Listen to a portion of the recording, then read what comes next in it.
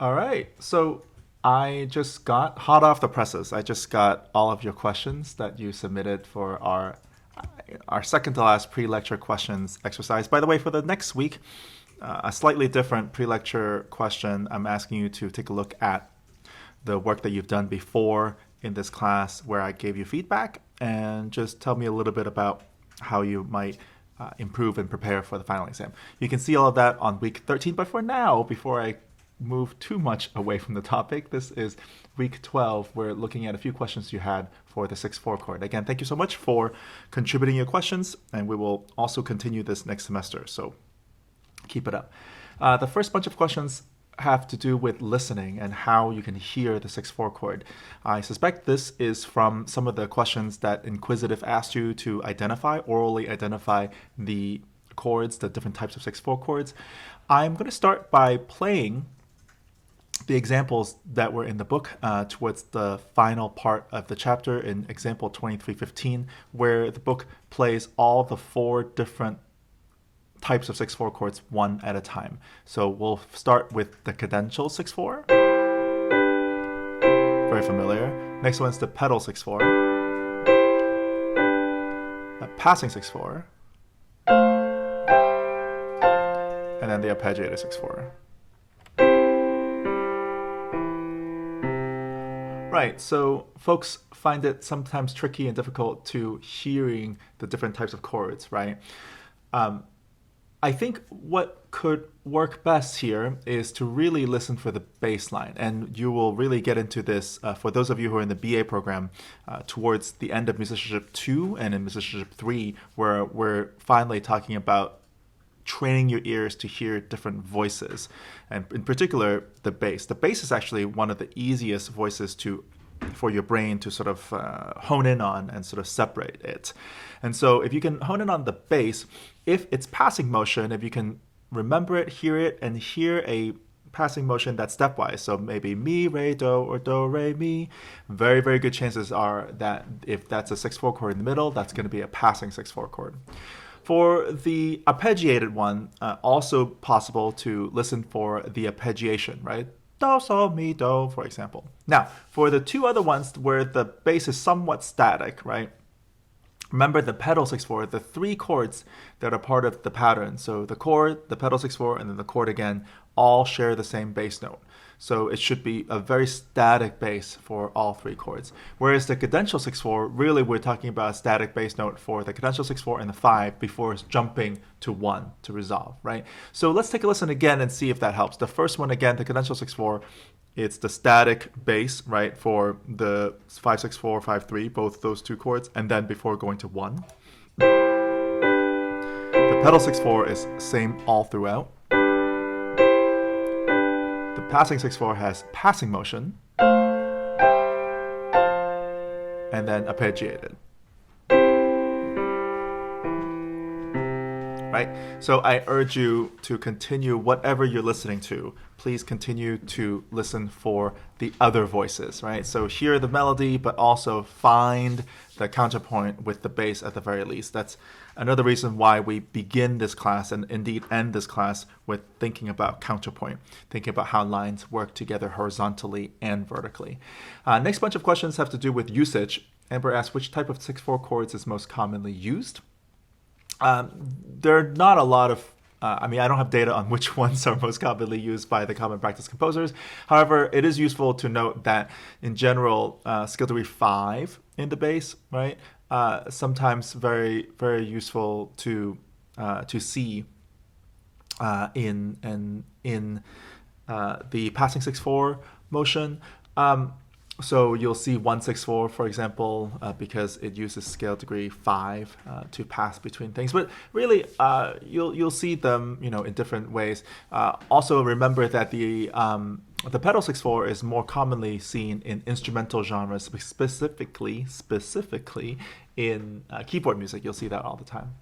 Holly asks, could pedal 6/4 and passing 6/4 be used in every chord? Again, if you're the composer, yes, you can. It really depends on what the context is. By the way, for the pedal, you'll see that sometimes towards the end of a piece because it really helps set up sort of either decorating the 5 or decorating the 1 to sort of stretch it a little bit longer. But sure, you can use every other chord. I think maybe that's what you mean. You do need the chord that is being embellished, right, in order to use the 6/4 chord as the embellishment. Mingxi has a question, similar question. Can it be used all through the song, or can it be only used at the end of the song? Same thing here, right? If we were talking about different styles in Haydn, let's say, you'll see different uses of 6/4 chords throughout, right? Again, but maybe in the pedal 6/4, you could see it maybe more towards the end as a pedal, but really it can be anywhere. Cadential 6/4, just a reminder, right? That really happens at the end of a phrase at a cadence point. Toby asks, is a 6/4 chord only appearing on 1 of 4 chords? No. Any chord can be decorated by a 6/4 chord, pending that you do not cause sort of melodic dissonances, for example. Candace asks, is it more likely for the arpeggiated 6/4 to be used in a metrically accented situation than other 6/4 chords, right? So she's looking at example 2313. I was using 2 bars, right? So let's take a look at 2313. Maybe I can drag it to over here so you can see it, right? This is 2313 where the arpeggiated 6/4 is over 2 bars. Let's also listen to it.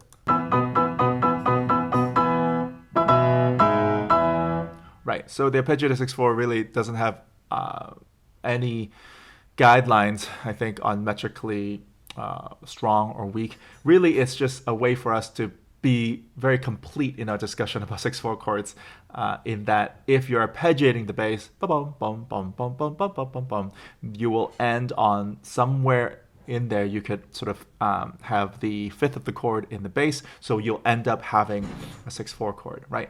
But really, there's no guidelines on the metric position that it needs to be in. But that's a really good question. A few final questions here.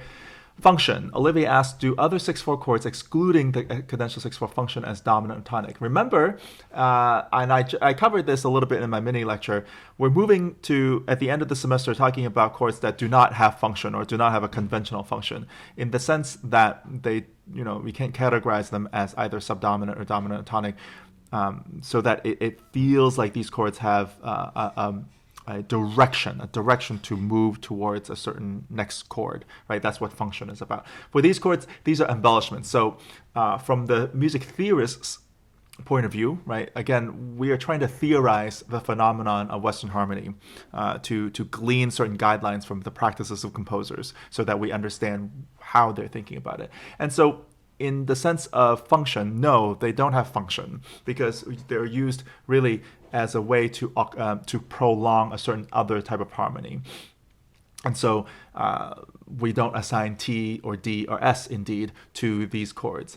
The same thing as how we think about passing tones and neighbor tones, right? We don't think about them as sort of crucial parts of the melody, let's say. If you took them out, you still get a sense of the song. Everything is very, in consonance with each other, right? Of course, it wouldn't be the same song, but the structure is still there because the passing tones and neighbor tones decorate the melody. So in the same way here, we're talking about 6/4 chords that are used to embellish, to decorate other harmonies. So no, the function is not there.